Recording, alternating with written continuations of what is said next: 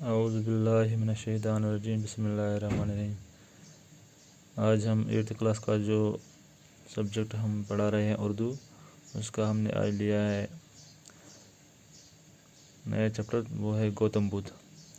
آپ page number 83 نکالیے اور دیکھیے کہ گوتم بدھ کے بارے میں کیا لکھا گیا ہے، وہ کس طرح کے روحانیت کے شخصیت تھی۔ تو گوتم بدھ جو 483-563 قبل مسیح میں حضرت عیسیٰ علیہ السلام سے پہلے، گوتم بدھ کا اصل نام سدھارتھ تھا، یعنی کہ جو گوتم بدھ تھا اس کا اصلی نام سدھارتھ تھا۔ وہ بدھ مت کے بانی ہیں جو دنیا کے مذاہب سے ایک ہے۔ سدھارتھ کپل وستو کے راجا کا بیٹا تھا۔ جو یہ سدھارتھ تھا، یہ کپل وستو کے جو بادشاہ تھا اس کا بیٹا تھا، جو نیپال کی سرحدوں کے نزدیک شمالی ہندوستان کا ایک شہر ہے۔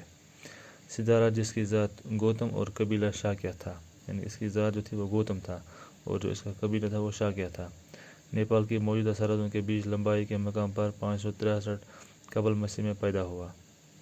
19 برس کی عمر میں ان کی شادی اپنی ہی ہم عمر ماموں زاد بہن سے ہوئی، یعنی کہ اب اس کی عمر جب 19 برس تھی تو ان کی شادی اپنی مامیری بہن کے ساتھ ہوئی۔ شاہی محل پر پرتش ماحول میں ان کی پرورش ہوئی، یعنی کہ جو شاہی محل ان کا تھا اس میں ان کی زندگی ان کی پرورش جو تھی وہ عیش عشرت سے ہوئی ہے۔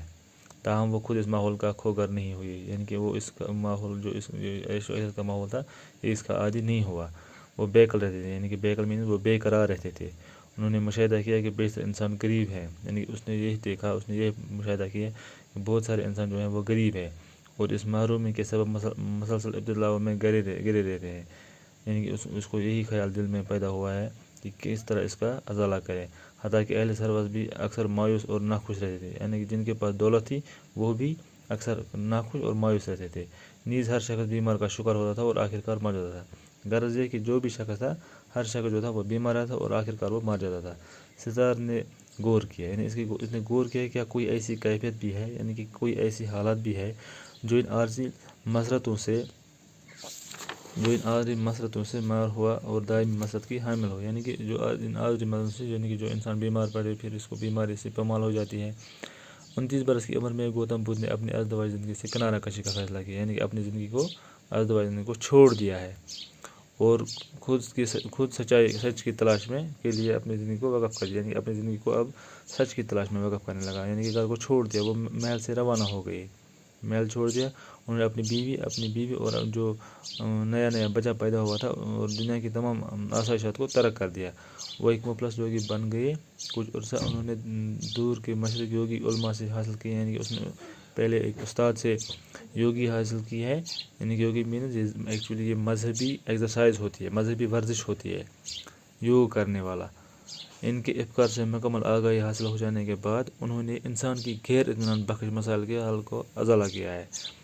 یہ خیال عام ہے کہ انتہا درجے کا ذہن سچ کے راستے کو ہموار کرتا ہے، یعنی اس کا ذہن جو تھا وہ بہت انتہا درجے کا تھا۔ اس نے اپنی عیش و عشرت کی زندگی کو ترک کر دیا، کنارہ کشی کر دیا اپنی ازدواجی زندگی سے۔